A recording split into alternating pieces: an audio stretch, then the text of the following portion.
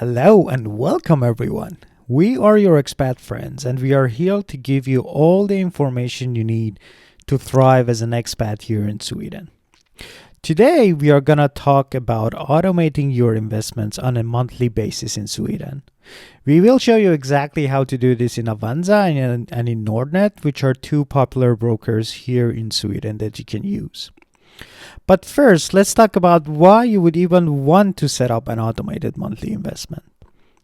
As you may already know, there are two main factors in building your wealth with long-term investing. If you're familiar with the concept of compound interest, you know what we are talking about. So the two main factors in building your wealth, the first one and the biggest one is time. The longer you are in the market, the more your money grows. The second biggest factor in building your wealth is the consistency of your investment. You need to invest consistently to build up enough momentum for your money to grow. If you don't fully understand the concepts of compound interest and how investing helps you, I suggest subscribe to this channel because we're going to put out more content around these topics, and also check out our websites for additional information about this. So, if you know that consistency is very, very important in your success in long-term investing, then you need to make sure that you do not involve emotions in your investing decisions. So essentially, you need to take emotions out of your investing. Why do we say that? In order to understand the effects of emotions, consider a scenario. So on a Monday morning, you wake up and you look at your phone, you see there is a huge drop in the market, right? Everything is red and everyone is panicking about how the market is crashing. Everyone is kind of saying that there is going to be an economic downturn and there's going to be another recession like 2008 or 2020, and this is going to be the end of everything. So everyone starts panicking, right? So what is the thought process that you usually have in a scenario like this? You usually start thinking that, okay, so this market is going down. I probably don't want to invest in a market that is obviously going down. And even worse, you might actually start thinking about pulling out your investments out of your investment accounts as well. That's the worst decision you can make. Alternatively, if you wake up one morning and you see that the whole market is up, everything is green, everything is up 4%, 5%, whatever, what is your thought process right now? Now, psychologically, you think about, okay, now the market is doing good. I need to invest more. And you might actually start putting more money than you usually would do. This is also a bad decision. So the main issue with this type of logic for investment is that you are making your assumptions based on everything that you've heard from everyone else. So you see everyone around you panic and you start panicking as well. So you need to keep in mind the market fluctuates. It always does fluctuate. And that's completely normal for you as an investor. So if you are a long-term investor, you need to not care about those fluctuations. In order to fully understand this, we're going to look at a real scenario. We're going to look at what happens if you take the emotions out of your investments. So let's go back to 2008. Which was a period of like huge recession in the recent history, right? So this was one of the biggest recessions that we have seen in the modern history. So imagine that you are around 2007 and going into 2008, you start seeing the market going down. So here in this graph, you can actually see. So imagine you start with $400,000 in your account as investments, and then you see the market start going down, and it goes down, and then it bounces back up a little bit, and then it goes up, and then it goes down. So at a point that you see a 20% decrease in your investments. At this point, you will start making three different decisions. So imagine we have these three different scenarios of three different people making different decisions. The first one is if you stay in the market and keep investing the same way that you have been doing before. So if you've been doing monthly investments, you still keep doing that, even though the market is going down.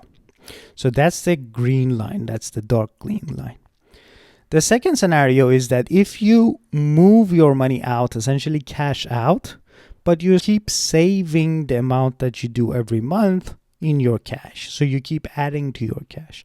And the third scenario is that if you just cash out and stop contributing altogether.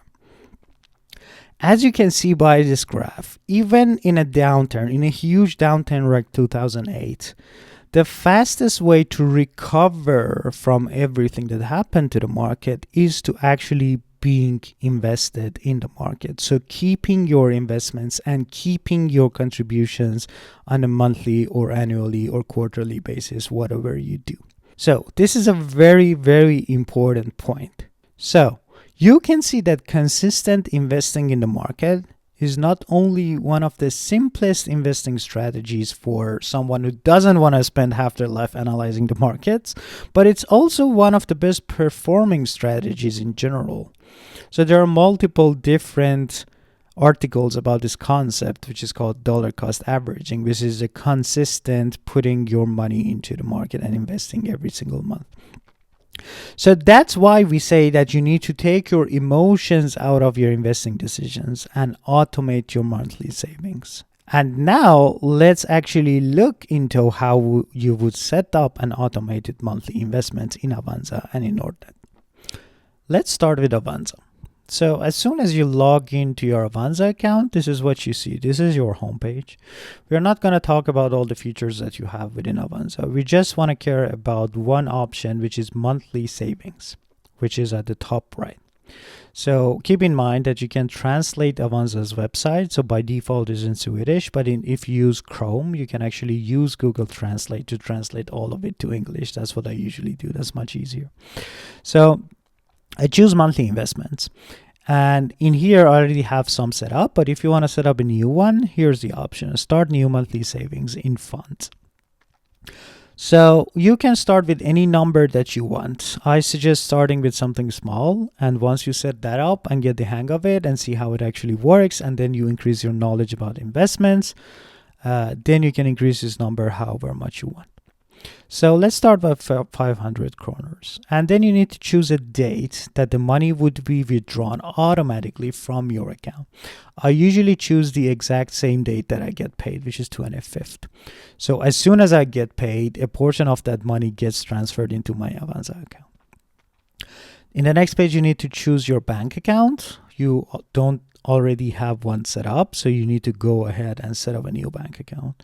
The process is pretty easy. You just log in with your bank ID and then it gets connected automatically. Once you have your bank set up, then you go ahead and continue. Now the question is, I'm gonna withdraw this amount of money from your bank account. Which ISK account should I put this money into?